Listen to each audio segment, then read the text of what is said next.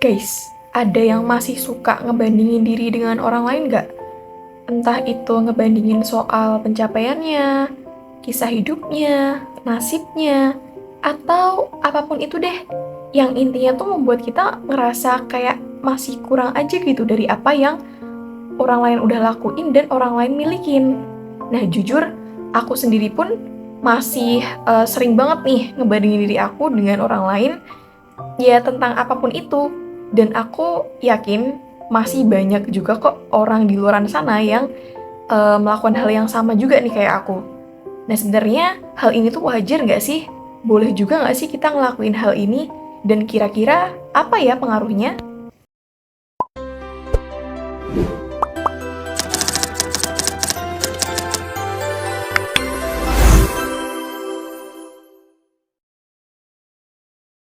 Hai guys, apa kabarnya hari ini?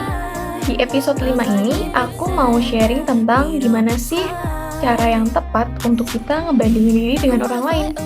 Nah, kalau diurutin dari pembahasanku di beberapa episode sebelum-sebelumnya, pembahasan itu tuh nggak jauh beda dan masih berkaitan ya pastinya. Nah, kalau di episode-episodeku yang sebelumnya itu, aku kebanyakan membahas tentang diri sendiri dan orang lain gitu kan ya. Nah, kali ini tuh kenapa enggak? Aku mau langsung aja nih bahas keduanya. Antara diri sendiri dan juga orang lain, tapi dalam perspektif atau dalam hal ngebandingin diri atau perbandingan diri. A few moments later. Sebenarnya guys, membandingkan diri dengan orang lain itu adalah kecenderungan atau memang sifat alaminya manusia. Nah, dimana hal ini tuh sangat relevan dan pastinya sering banget dialami oleh banyak orang. Jadi ya kalau dibilang wajar ya wajar aja, dan ya boleh-boleh aja gitu ngelakuinnya asalkan dengan cara yang tepat. Nah, kenapa sih kita harus menggunakan dengan cara yang tepat? Karena cara kita ngebandingin diri ke orang lain itu tuh punya dampak yang signifikan terhadap kesejahteraan kita sendiri. Entah itu dampaknya positif ataupun negatif. Membandingkan diri kita dengan cara yang tepat, maksudnya kayak gimana sih? Nah, misalnya nih, boleh nggak sih kita ngebandingin diri dengan orang lain yang lebih hebat daripada kita? Jawabannya itu adalah boleh.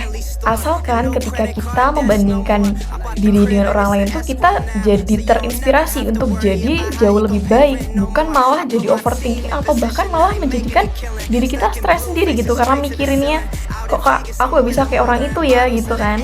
Dimana kita harus bisa membandingkan diri kita dengan orang yang lebih hebat untuk terinspirasi. Kita bandingkan diri kita dengan orang yang di bawah kita untuk membuat kita jauh lebih bersyukur.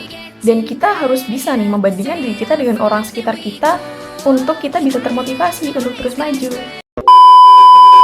So guys, boleh saja kita membandingkan diri kita dengan orang lain, tapi harus ingat ketiga prinsip tadi.